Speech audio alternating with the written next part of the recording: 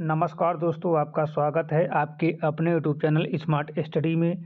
दोस्तों, RRB group D का exam चल रहा है और आरआरबी ग्रुप डी का एग्ज़ाम अब तक जो है 27 नवंबर से 5 दिसंबर के बीच हो चुका है। कुल मिलाकर 21 शिफ्टों में एग्ज़ाम हो चुका है और 21 शिफ्ट में पूछे गए प्रश्न जो हैं वो बहुत ही ज़्यादा रिपीट हो रहे हैं। प्रश्न हर शिफ्ट से रिपीट हो रहे हैं। जिन बच्चों का एग्ज़ाम 8, 9, 10, 11, 12, 15, 16, 17, 18, 9 दिसंबर को है, उन बच्चों को इस क्लास को ज़रूर देखना चाहिए, क्योंकि उन बच्चों के लिए ये क्लास बहुत ज़्यादा महत्वपूर्ण है, क्योंकि जो क्वेश्चन है रिपीट हो रहे हैं। तो उसी टॉपिक से सेम क्वेश्चन एग्जाम में पूछे हुए इस क्लास हम लेकर आए हैं। 27 नवंबर से 5 दिसंबर के बीच जितने भी क्वेश्चन पूछे गए हैं जीके, जीएस, करंट अफेयर और फिजिक्स, केमिस्ट्री और बायोलॉजी के, वो सारे प्रश्न हम इस क्लास में लेकर आए हैं। जितने क्वेश्चन हो जाएंगे इस क्लास में करा देंगे, जितने क्वेश्चन बच जाएंगे उनको हम अगली क्लास में करा देंगे।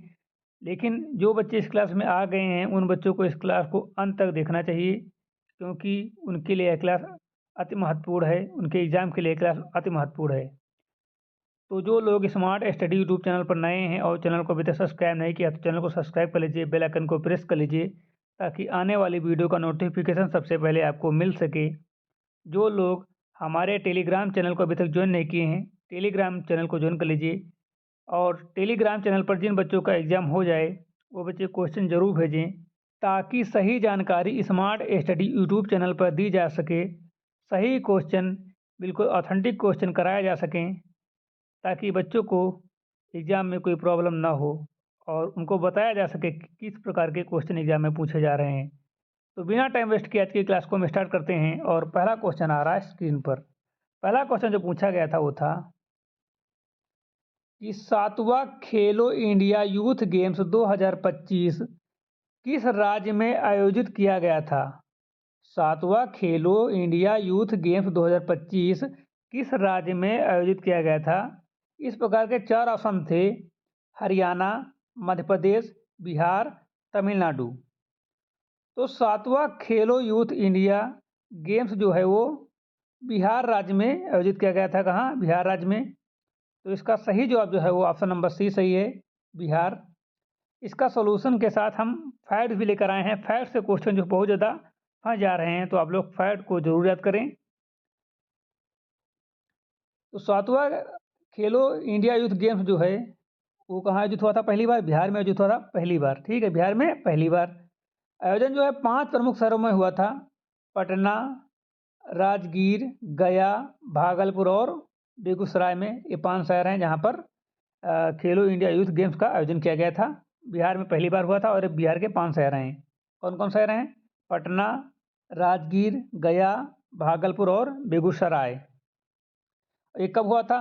तो ये हुआ था 4 मई 2025 से 15 मई 2025 के बीच। क्वेश्चन पूछा जा सकता है कि एशियन यूथ गेम्स जो हुआ था 21 डेट को हुआ था और कब तक हुआ था, तो आपको बताना है। 4 मई से शुरू हुआ था और 15 मई तक चला था, यानी कि 4 मई 2025 से 15 मई 2025 तक। ठीक है, यह बिहार को पहली बार इतना बड़ा राष्ट्रीय मल्टी स्पोर्ट इवेंट आयोजित करने का मौका मिला। ठीक है, बिहार को पहली बार ये मौका मिला है कि इतना बड़ा गेम बिहार सरकार ने कराया है। कुछ अंतर्राष्ट्रीय मानकों वाली स्पर्धाओं को दिल्ली में भी आयोजित किया गया। कुछ अंतर्राष्ट्रीय जो मतलब प्रतिस्पर्धाएं थी उनको दिल्ली में आयोजित किया गया था, लेकिन आधिकारिक होस्ट स्टेट जो था बिहार ही था। ठीक है, आधिकारिक होस्ट कौन था? बिहार था। तो इसके कुछ जो हैं स्टार फैक्ट देख लेते हैं, इनसे क्वेश्चन बन सकते हैं। ठीक है, तो कुल खेल कितने हुए थे इसमें? कुल खेल हुए थे 27 प्रमुख खेल थे और प्लस एक डेमो स्पोर्ट था, स्पोर्ट। ठीक है, और टॉप 3 राज्य मेडल में कौन कौन थे? महाराष्ट्र था, हरियाणा था। महाराष्ट्र को कितने मेडल मिले थे? 158 मेडल थे और 58 गोल्ड थे। हरियाणा को 117 मेडल मिले थे, 39 गोल्ड थे। ठीक है, और राजस्थान को 60 मेडल मिले थे, 54 गोल्ड थे। और होस्ट राज्य बिहार के परफॉर्मेंस जो थी वो 36 मेडल थे और 7 गोल्ड थे। ठीक है, ये अब तक का सबसे बेस्ट था बिहार का। प्रमुख शहर हमने आपको 5 बता ही दिए थे। ठीक है, कि पटना, राजगीर, गया और भागलपुर और बेगूसराय, ये 5 शहर थे। तो अगला क्वेश्चन जो पूछा गया था, अगला क्वेश्चन था आईफा 2025 में सर्वश्रेष्ठ संगीत निर्देशक बेस्ट म्यूजिक डायरेक्टर का पुरस्कार किसे मिला? आईफा 2025 में सर्वश्रेष्ठ संगीत निर्देशक यानी कि बेस्ट म्यूजिक डायरेक्टर का अवार्ड किसे मिला? ऑप्शन थे AR रहमान और प्रीतम, राम संपत और शंकर एहसान लाए। तो इसका जो सही जवाब है वो ऑप्शन नंबर सी सही है, राम संपत। आईफा 2025 में बेस्ट म्यूजिक डायरेक्टर का अवार्ड जो है वो किसको मिला था? राम संपत को मिला था, ठीक है। और राम संपत को मिला था ये, ठीक है। और ये पूछा जाए किस फिल्म के लिए मिला था तो आपको बताना है लापता लेडीज़ के लिए, ठीक है। जो लापता लेडी थी उस फिल्म पे राम संपत को ये बेस्ट अवार्ड मिला था, आईफा बेस्ट म्यूजिक अवार्ड, ठीक है, लापता लेडीज़ के लिए। और लापता लेडीज़ ने आईफा 2025 में कई प्रमुख अवार्ड जीते जिसमें संगीत को भी उचित सम्मान मिला, ठीक है, संगीत को भी उचित सम्मान मिला। 2025 के नेशनल टर्मरिक बोर्ड राष्ट्रीय हल्दी बोर्ड का उद्घाटन अमित शाह ने जून 2025 में किस राज्य में किया? इस प्रकार के 4 ऑप्शन हैं, महाराष्ट्र, आंध्र प्रदेश, तेलंगाना, कर्नाटक। तो सही जवाब बताऊं उससे पहले मैं आपको बता दूं कि इससे और भी 2 क्वेश्चन बन सकते हैं। जैसे कि पहला क्वेश्चन बन सकता है कि जो राष्ट्रीय हल्दी बोर्ड का उद्घाटन है किसने किया? तो आपको बताना अमित शाह। हालांकि इस क्वेश्चन में अमित शाह दिया है लेकिन क्वेश्चन अगला बन सकता है।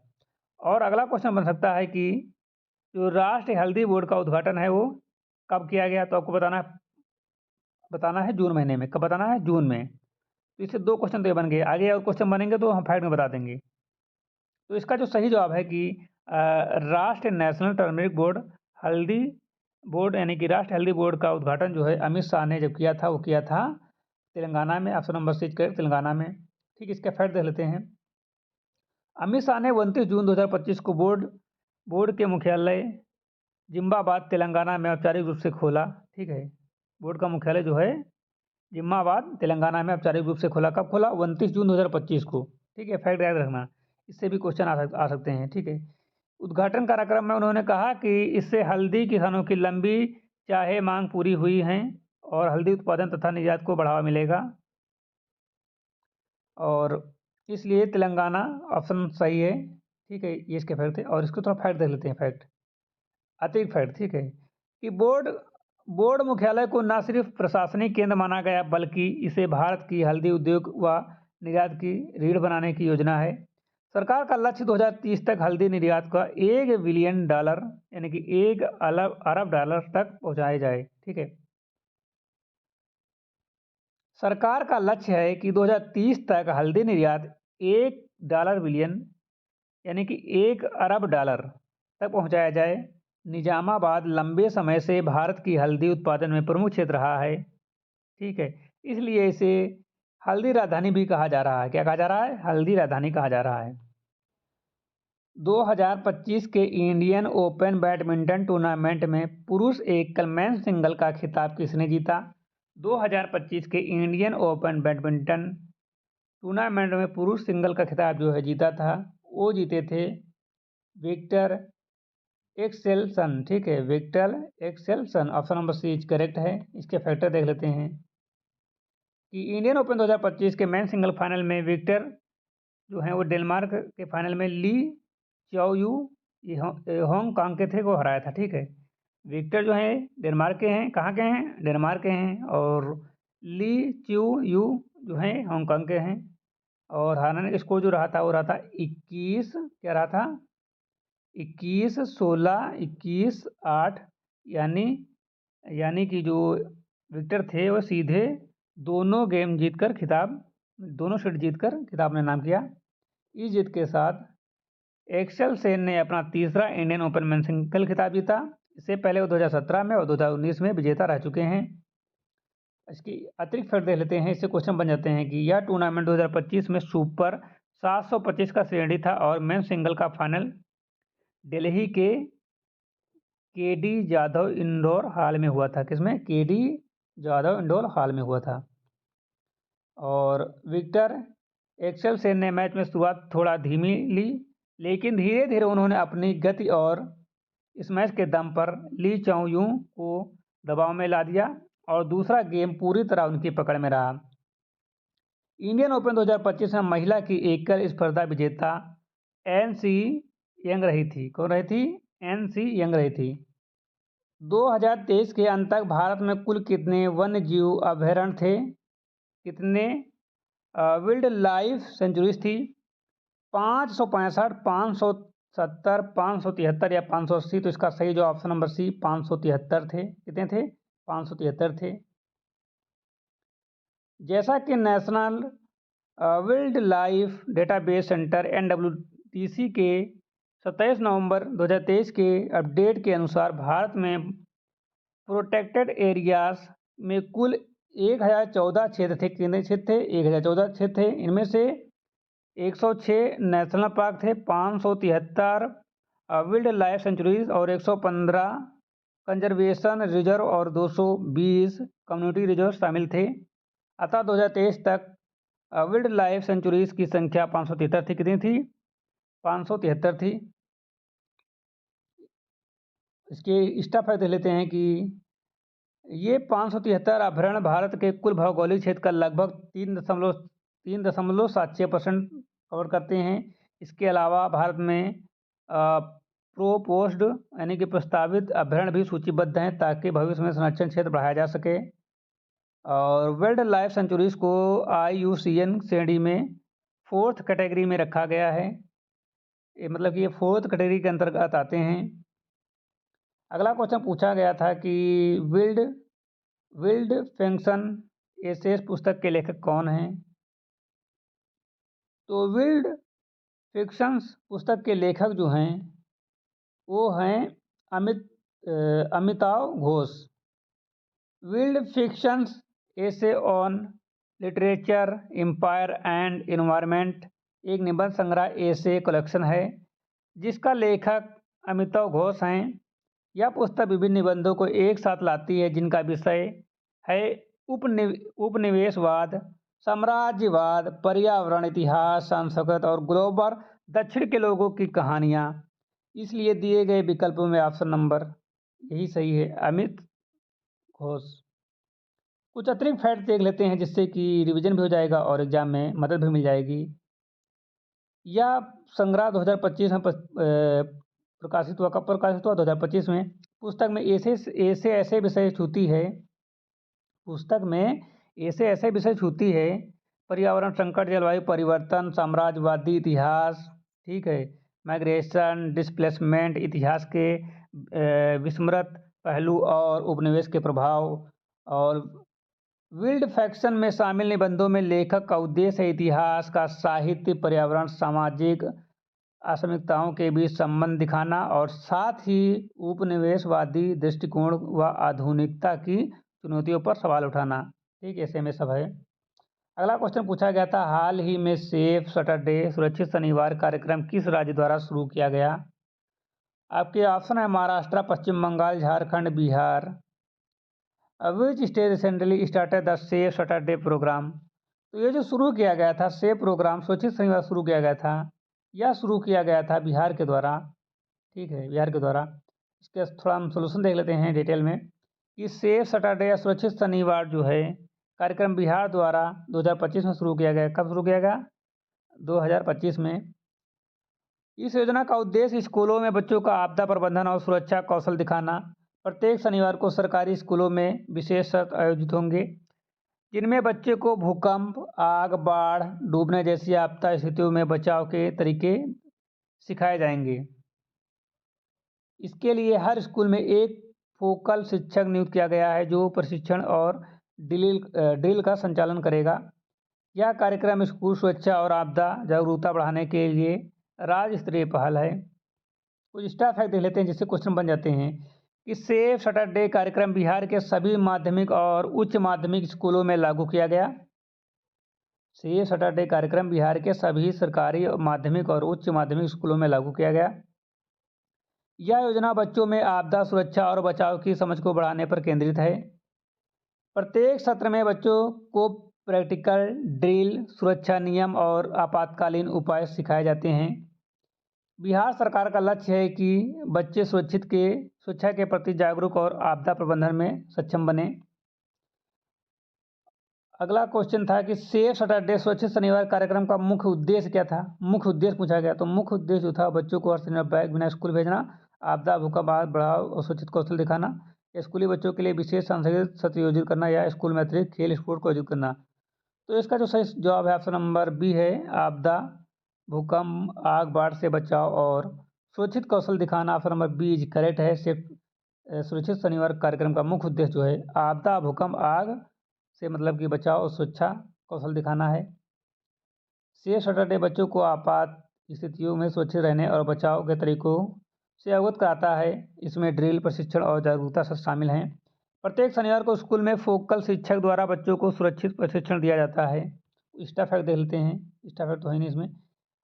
अगला क्वेश्चन पूछा गया था कि 2025 में आईफा अवार्ड 2025 में बेस्ट एक्टर सर्वश्रेष्ठ अभिनेत्री का पुरस्कार किसने जीता। Who one the best actor award eight IIFA 2025। Option है आलिया भट्ट, कियारा आडवाणी, निताशी गोयल या तापसी पन्नू। तो इसका सही जवाब जो है वो ऑप्शन नंबर सी सही है, निताशी गोयल। आईफा 2025 के अवार्ड समारोह में best performance in leading role यानी कि फीमेल यानी बेस्ट एक्टर्स का अवार्ड जो है निताशी गोयल को दिया गया है। उन्होंने यह पुरस्कार अपनी फिल्म इसके लिए लापता लेडीज़ के लिए जीता है। ठीक है, लापता लेडीज़ जो है बहुत ज़्यादा अवार्ड जीत चुकी है। इससे पहले भी क्वेश्चन पूछा गया था, अभी मैं आपको बताया भी था। इसकी स्टाफ फैक्ट दे लेते हैं कि आईफा 2025 समारोह जो है 8 और 9 मार्च 2025 को जयपुर में हुआ था। पूछा जा सकता है कब हुआ था, तो आपको बताना है 8 से 9 मार्च 2025 के बीच। पूछा जाए कहाँ हुआ था, तो आपको बताना है जयपुर में। और फिल्म का नाम पूछ ले तो लापता लेडीज़। आईफा 2025 में कुल 10 अवार्ड जीते हैं। ठीक है, हाँ ये पूछ ले कि लापता लेडीज़ फिल्म अवार्ड जो है आईफा में कितने अवार्ड जीती है, तो आपको बताना है 10 अवार्ड जीती है। इसमें best picture, best director, best actors भी शामिल हैं। ठीक है, खेलो इंडिया यूथ गेम्स 2025 किस तारीख से किस तारीख तक आयोजित हुआ। ये क्वेश्चन अभी फैक्ट में हम बता चुके थे, हालांकि क्वेश्चन अगली सीट में पूछा गया है, मेरे फैक्ट से क्वेश्चन पूछा गया था। इसका सही जवाब है 4 से 15 मई 2025 के बीच। ठीक है, कहाँ हुआ था, बिहार में हुआ था, याद रखना। 14 मई से 4 मई से 14 मई 2025 तक बिहार में ये हुआ था। ये 15 दिन तक चला था। मई इसलिए चुना गया था क्योंकि इस समय स्कूल कॉलेज की परीक्षाएं नहीं होती हैं। यह सबसे बड़ा गर्मीकालीन युवा खेल आयोजन बना। अगला क्वेश्चन था कि सेफ सैटरडे कार्यक्रम में बच्चों को किस प्रकार की शिक्षा दी जाती है। तो इसका सही जवाब है आपदा प्रबंधन और बचाव तकनीकी। Option number C is correct. बच्चों को भूकंप, आग, बाढ़, डूबने जैसी आपदाओं में सुरक्षित रहने और बचाव के उपाय सिखाए जाते हैं। यह कार्यक्रम स्कूल सुरक्षा और आपदा जागरूकता को बढ़ावा देता है। ठीक है, क्वेश्चन एक क्वेश्चन से मतलब एक टॉपिक से हर शिफ्टों में अलग अलग क्वेश्चन पूछा जा रहा है। तो ऐसा नहीं है कि जो फैक्ट से क्वेश्चन नहीं बन सकते, फैक्ट से क्वेश्चन बनते हैं, इसलिए हम फैक्ट कराते हैं। आप देख लीजिए, आपदा से 2-3 क्वेश्चन बन चुके हैं। अगला क्वेश्चन था सेफ सैटरडे कार्यक्रम में कौन जिम्मेदार होता है बच्चों को प्रशिक्षण देने का।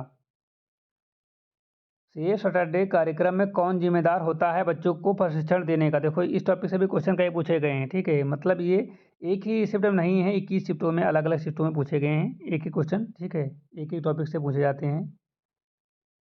तो सेफ सैटरडे कार्यक्रम में जो जिम्मेदार होता है बच्चों को, ये होता है फोकल शिक्षक। ऑप्शन नंबर बीच के फोकल शिक्षक।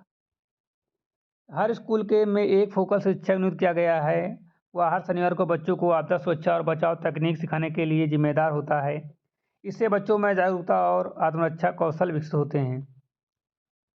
अगला क्वेश्चन पूछा गया था कि 2025 में इंडियन ओपन बैडमिंटन टूर्नामेंट के पुरुष एकल मैन सिंगल सेमीफाइनल में विक्टर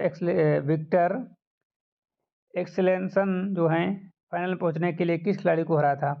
देख लीजिए, यहाँ से क्वेश्चन पूछ लिया गया, फाइनल में किसको हराया था ये नहीं पूछा, किसको हराकर फाइनल में पहुंचा, ये क्वेश्चन पूछा गया है। तो विक्टर एक्सेलेंसन जो हैं उन्होंने जो हराया था उन्होंने जो हराया था जोन नाथ क्रिस्टी को। Option number C correct, Jonatan Christie. 2025 के इंडियन ओपन बैडमिंटन टूर्नामेंट के पुरुष एकल मैन सिंगल में सेमीफाइनल में विक्टर एक्सेल ने जो हराया था फाइनल में पहुंचने के लिए जोनानाथ क्रिस्टी को। ठीक है, जोनाथन क्रिस्टी को। तो इसके फैक्ट देख लेते हैं कि इंडियन ओपन 2025 के पुरुष एकल सेमीफाइनल में विक्टर एक्सेलेसन ने इंडोनेशिया के खिलाड़ी जोनाथन क्रिस्टी को हराया था और मैच का स्कोर था 17-21, 21-14, 21-14। यानी पहला गेम एक्सेलेसन हार गए थे, लेकिन अगले 2 गेम जीतकर फाइनल में पहुंच गए। इसके बाद फाइनल में उसने ली चौ यू को हराकर खिताब जीता। इसके फैक्ट देख लेते हैं, यहाँ से क्वेश्चन आगे बन सकते हैं। यह एक्सेलेसन का लगातार तीसरा इंडियन ओपन फाइनल था। इस टूर्नामेंट में एक्सेलेसन ने एक मैच में 2-1 से अधिक कठिनाइयाँ में नहीं हारा। ठीक है, मतलब कि 2-1 से अधिक कठिनाइयों में नहीं हारा, हर मैच में मजबूत वापसी की। जो नाथन क्रिस्टी के खिलाफ एक्सेलेसन का यह चौथा बड़ा टूर्नामेंट जीत वाला मैच था और चारों में एक्सेलेसन विजयी रहा। इंडियन ओपन 2025 का सुपर 750 स्तर का टूर्नामेंट था, जो विश्व बैडमिंटन टूर्नामेंट की प्रमुख श्रेणी में आता है। आईफा 2025 में सर्वश्रेष्ठ छायांकन अवार्ड किस फिल्म के लिए और किसे दिया गया? क्वेश्चन पूछा गया है कि आईफा 2025 में सर्वश्रेष्ठ छायांकन बेस्ट सिनेमाटोग्राफी अवार्ड किस फिल्म और किसे दिया गया? तो इसका जो सही जवाब है वो ऑप्शन नंबर बी सही है। किल फिल्म थी और रफ़ी महमूद जो हैं वो एक्टर थे, उनको दिया गया। बेस्ट सिनेमाटोग्राफी का अवार्ड 2025 में फिल्म किल के लिए रफ़ी महमूद को मिला। और अगला क्वेश्चन है कि खेलो इंडिया यूथ गेम 2025 का आधिकारिक मास्कोट क्या था? तो ऑप्शन जो इसका सही है, ऑप्शन नंबर डी सही है, गाजा सिमा। ऑप्शन नंबर डी सही है। जो मास्कोट था वो गाजा सिमा था। मास्कोट गाजा सिमा, जो हाथी यानी कि गजा प्लस सिंह यानी कि सिम्हा को मिश्रण है। और यह शक्ति, साहस और भारतीय खेल का परंपरा प्रतीक है। स्टार फाइव जो है, हर साल खेलो इंडिया यूथ गेम्स एक यूनिक मास्कोट जारी किया जाता है। और गजा सिम्हा बिहार के संसदीय प्रतीक शैली से प्रेरित है। अगला क्वेश्चन है कि राष्ट्रीय हल्दी बोर्ड नेशनल टर्मरिक बोर्ड का मुख्यालय किस शहर में है? ऑप्शन है करीमनगर और निजामाबाद, वारंगल, विजयवाड़ा। तो इसका सही जवाब जो है वो निजामाबाद है। जून 2025 में राष्ट्रीय हल्दी बोर्ड का मुख्यालय निजामाबाद, तेलंगाना में खोला गया। केंद्रीय मंत्री अमित शाह ने यहाँ बोर्ड कार्यालय का उद्घाटन किया। निजामाबाद को हल्दी राजधानी टर्मरिक कैपिटल कहा जाता है, क्योंकि यह हल्दी का बहुत बड़ा उत्पादन व व्यापार होता है। अगला क्वेश्चन है खेलो इंडिया यंग गेम 2025 में कितने खेल शामिल थे? तो इसमें 27 प्लस एक डेमो स्पोर्ट शामिल था। Option number C is correct. 2025 game में 27 प्रमुख खेल आयोजित हुए, साथ ही एक ई स्पोर्ट को एक डेमो स्पोर्ट के रूप में जोड़ा गया। डेमो स्पोर्ट मेडल टैली में नहीं गिना जाता है। ई स्पोर्ट पहली बार खेलो इंडिया यूथ गेम्स में प्रदर्शित हुआ। भविष्य में इसे ऑफिशियल स्पोर्ट बनाया जा सकता है। अगला क्वेश्चन है कि आईफा 2025 में सर्वश्रेष्ठ विशेष प्रभाव best special effective visual effect का अवार्ड किसे मिला? ऑप्शन हैं रेड चिलीज, VFX, भूल भुलैया 3 के लिए। तो जो इसका सही जवाब है वो ऑप्शन नंबर ए ही सही है, रेड चिलीज VWF भूल भुलैया 3 के लिए। स्पेशल इफेक्ट विजुअल अवार्ड 2025 में रेड चिलीज WFF को भूल भुलैया 3 फिल्म में दिया गया। खेलो इंडिया 2025 में सबसे ज़्यादा मेडल किस राज्य ने जीते? तो सबसे ज़्यादा जो मेडल हैं वो जीते थे महाराष्ट्र ने कुछ 158 मेडल जीते हैं। 58 गोल्ड, 47 सिल्वर और 53 ब्रॉन्ज। यह लगातार कई सालों से खेलो इंडिया में टॉप पर रह रहा है महाराष्ट्र का सबसे मजबूत क्षेत्र जो है वो जिम्नास्टिक है, स्विमिंग है और मलखम्ब है। और इस बार महाराष्ट्र ने रिकॉर्ड गोल्ड जीते हैं। इंडिया ओपन 2025 के पुरुष एकल मेंस फाइनल में विक्टर एक्सेल्सन ने किस खिलाड़ी को हराकर खिताब जीता? तो ली चो यू को। फाइनल मुकाबले में विक्टर एक्सेल्सन ने ली चो हांग को हराया और उसका स्कोर 21-16, 21-8 सीधे गेमों में जीत दर्ज की। अगला क्वेश्चन था आईफा 2025 सर्वश्रेष्ठ पटकथा बेस्ट स्क्रीन प्ले का अवार्ड किस फिल्म के लिए था? तो इसका जो सही जवाब है वो था लापता लेडीज के लिए। बेस्ट स्क्रीन प्ले अवार्ड 2025 में लापता लेडीज को मिला। इंडियन ओपन 2025 महिला एकल ओमेन सिंगल का खिताब किसने जीता? तो आन से यांग ने जीता। दक्षिण कोरिया की स्टाइल खिलाड़ी आन से यांग ने फाइनल में शानदार प्रदर्शन करते हुए खिताब जीता। या आन यांग का भारत में लगातार दूसरा बड़ा अवार्ड था। इंडियन ओपन 2025 में पुरुष एकल वर्ग में सेमीफाइनल तक पहुंचने वाले एकमात्र भारतीय खिलाड़ी कौन थे? इंडियन ओपन 2025 में पुरुष एकल वर्ग में सेमीफाइनल तक पहुंचने वाले एकमात्र भारतीय खिलाड़ी कौन थे? ऑप्शन है लक्ष्य सेन, साई प्रानीत और किरण जाज और शुभंकर डे। तो इसका सही जवाब जो है वो लक्ष्य सेन थे। पुरुष एकल ड्रा में लक्ष्य सेन ही वह भारतीय खिलाड़ी थे जो क्वार्टर फाइनल से आगे बढ़कर अंतिम चार तक पहुंचे। लक्ष्य सेन ने क्वार्टर फाइनल में लो कीन यू को हराकर सेमीफाइनल में प्रवेश किया। अगला क्वेश्चन पूछा गया था कि आईफा 2025 में सर्वश्रेष्ठ कविता गीत बेस्ट लिरिक्स का अवार्ड किस गीतकार को और किस गीत के लिए मिला? तो इसका सही जवाब ऑप्शन नंबर ए है, प्रशांत पांडे को मिला और गीत जो था वो सजनी, ये लापता लेडीज फिल्म थी उसमें मिला है। आईफा 2025 में बेस्ट लिरिक अवार्ड जो है प्रशांत पांडे को मिला गीत सजनी के लिए, इसमें लापता लेडीज शामिल थी। अगला क्वेश्चन है इंडियन ओपन 2025 का आयोजन कहाँ किया गया था? इंडियन ओपन 2025 का आयोजन कहाँ किया गया था? मुंबई, चेन्नई, नई दिल्ली, हैदराबाद। तो इसका जो सही जवाब है नई दिल्ली में। टूर्नामेंट में नई दिल्ली के केडी जाधव इंडोर हाल इंदिरा गांधी इंडोर स्टेडियम में हुआ। और इंडियन ओपन लगातार कई वर्षों से दिल्ली में आयोजित किया जा रहा है क्योंकि इसे भारत के प्रीमियर बैडमिंटन स्थल का दर्जा प्राप्त है। अगला क्वेश्चन है इंडियन ओपन 2025 पुरुष एकल मेंस डबल का खिताब किसने जीता? तो इसका जो सही जवाब है वो है ऑप्शन नंबर बी, वांग चांग लियांग वेई केंग। चीन की जोड़ी वांग चांग लियांग वेकेंग ने इस वर्ष पुरुष युगल का खिताब जीता। यह जोड़ी विश्व रैंकिंग में 2025 की शुरुआत में टॉप 3 में शामिल थी और इंडियन ओपन जीतने के बाद वे नंबर 1 रेस 2 रैंकिंग में पहुंच गए। अगला क्वेश्चन है कि राष्ट्रीय हल्दी बोर्ड एनटीबी का मुख्य उद्देश्य क्या है? ऑप्शन है चाय निर्यात बढ़ाना, हल्दी उत्पादन निर्यात को बढ़ावा देना, मसाला पर जीएसटी कम करना, हल्दी के स्थान पर वैकल्पिक मसालों को प्रोत्साहित करना। तो इसका सही जवाब है हल्दी उत्पादन व निर्यात को बढ़ावा देना। एनटीबी के प्राथमिक लक्ष्य है कि हल्दी किसानों को आय बढ़ाना, मूल्य संवर्धन, मार्केटिंग, निर्यात और प्रोसेसिंग को बढ़ावा देना। और सरकार का लक्ष्य है कि 2030 तक भारत की हल्दी निर्यात में 1 बिलियन यानी कि 1 अरब डॉलर तक पहुंचाना है। राष्ट्रीय हल्दी बोर्ड के उद्घाटन के दौरान केंद्र सरकार ने हल्दी किसानों के लिए किस कार्यक्रम को बढ़ाने की घोषणा की?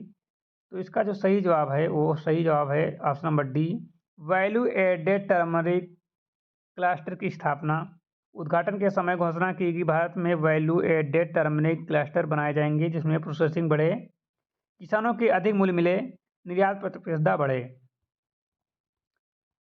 इस क्लस्टर के माध्यम से हल्दी आधारित उत्पाद पाउडर, ऑयल, करक्यूमिन और एक्सट्रैक्ट्स व वैश्विक मार्केटिंग में प्रमोट किया जाएगा। 2023 के अंत तक भारत में कुल संरक्षित क्षेत्र प्रोटेक्टेड एरियाज की संख्या कितनी थी? ठीक है, ये सारे इसमें नेशनल पार्क और wild life sanctuaries, conservation reserves plus community reserve शामिल हैं। तो इसका सही जवाब 1014 है। 2023 के अंत तक भारत में कुल संरक्षित क्षेत्र जो हैं प्रोटेक्टेड एरियाज हैं 1014 हैं। National welfare database welfare institute of India के अनुसार 27 नवंबर 2023 तक भारत में कुल 1014 संरक्षित प्रोटेक्टेड एरियाज थे। इसमें 106 राष्ट्रीय उद्यान नेशनल पार्क हैं, 573 वन्य अभयारण्य हैं, 115 संरक्षण रिजर्व हैं, 220 सामुदायिक रिजर्व हैं। इन सभी को जोड़कर 1014 होता है, इसलिए 1014 सही है। एक्स्ट्रा फैक्ट जो है कुल संरक्षित क्षेत्र भारत के 5.06% भौगोलिक क्षेत्र को कवर करते हैं भारत विश्व में सर्वाधिक जैव विविधता वाले 17 मेगा डाइवर्स देशों में से है। 2023 तक भारत में सबसे ज़्यादा वाइल्ड फेयर सेंचुरीज किस राज्य में थी? महाराष्ट्र में थी, 51 थी। और सबसे ज़्यादा नेशनल पार्क जो थे वो कहाँ थे? सबसे ज़्यादा नेशनल पार्क किस राज्य में थे? तो सबसे ज़्यादा नेशनल पार्क जो थे मध्य प्रदेश में थे, 12 नेशनल पार्क थे। अगला क्वेश्चन है, विल्ड फिक्शन एसीज के लेखक कौन है? तो इसका जो सही जवाब है वो सही जवाब है option number B, Amitav Ghosh. यह निबंध जो है अमिताव घोष को दिया गया था। यह निबंध संग्रह अमिताव घोष का है, जिसमें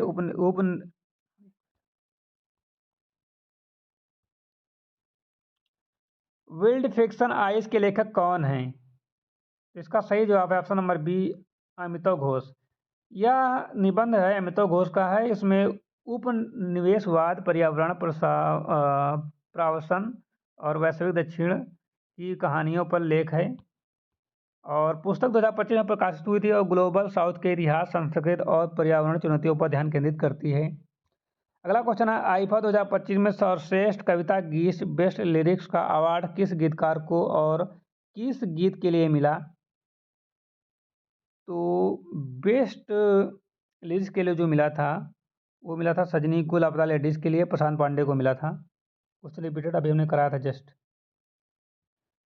इसको नहीं कराना है। दूसरा है क्वेश्चन अगला, द ग्रेट अपरूटिंग निबंध किस विषय पर केंद्रित है? इसका सही जवाब है ऑप्शन नंबर बी, प्रवासन और विस्थापन। यह निबंध दिखाता है कि जलवायु परिवर्तन और सामाजिक असमानताओं के कारण लोग अपने घर छोड़ने को मजबूर हैं। लेखक इसे ग्लोबल साउथ और पर्यावरण संकट से जोड़ते हैं। अगला क्वेश्चन है, द स्पाइस इजलैंड निबंध में अमित घोष किस विषय को उजागर करते हैं?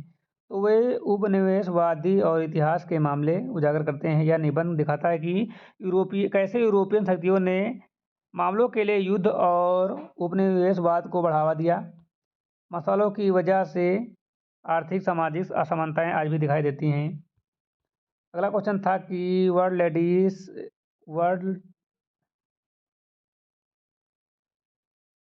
अगला क्वेश्चन है, वर्ल्ड लीज पास्ट निबंध किस ऐतिहासिक घटना से जुड़ा है? वर्ल्ड लीज पास्ट निबंध किस ऐतिहासिक घटना से जुड़ा है? तो इसका सही जवाब जो है वो ऑप्शन नंबर बी है, बर्मा से भारत की वापसी और विस्थापन। 1942 में जापान आक्रमण के बाद लोग बर्मा से भारत लौटे। घोष का विस्थापन और यात्राओं के कठिनाइयों को याद करते हैं। इस निबंध से लेखक अपने उपन्यास द ग्लास प्लस की पृष्ठभूमि भी दिखाते हैं। और इम्पीरियर डेनियल निबंध अमित घोष किस मुद्दे पर प्रकाश डालते हैं? तो इसका सही जवाब जो है वो पश्चिम आधुनिकता, उपनिवेशवाद और पर्यावरण संकट। घोष इतिहास, आर्थिक नीतियों और जलवायु न्याय को जोड़कर सोचने पर मजबूर करते हैं। अगला क्वेश्चन है, सेफ सैटरडे स्वच्छ शनिवार कार्यक्रम हाल ही में किस राज्य द्वारा शुरू किया गया? तो महाराष्ट्र द्वारा शुरू किया गया। बिहार द्वारा यार।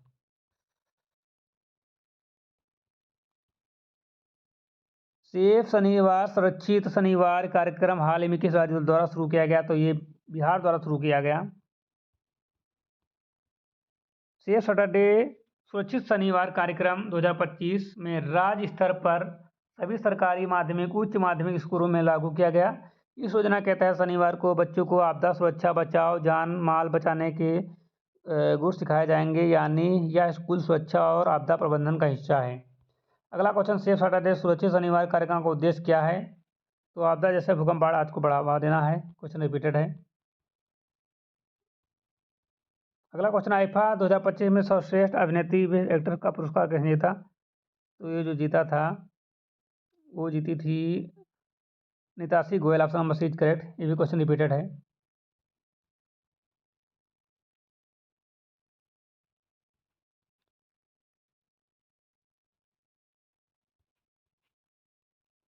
आईफा 2025 समारोह कहाँ आयोजित किया गया था? तो ये जो आयोजित किया गया था ये किया गया था जयपुर में। 25वें आईफा अवार्ड समारोह का आयोजन जयपुर राजस्थान में 8 और 9 मार्च 2025 को हुआ था। क्वेश्चन अभी हम करा चुके, रिपीटेड है। तो आज की क्लास यहीं पर समाप्त होती है। यदि आपको क्लास अच्छी लगी हो तो लाइक करना, चैनल पर नया हो तो सब्सक्राइब कर लीजिए, बेल आइकन को प्रेस कर लीजिए ताकि आने वाली वीडियो का नोटिफिकेशन सबसे पहले आपको मिल सके। जो लोग टेलीग्राम चैनल को अभी तक ज्वाइन किए हैं, टेलीग्राम चैनल को ज्वाइन कर लीजिए, वहाँ पर इंपॉर्टेंट जानकारी दी जाएंगी। तो मिलते हैं एक नई क्लास के साथ, तब तक के लिए जय हिंद।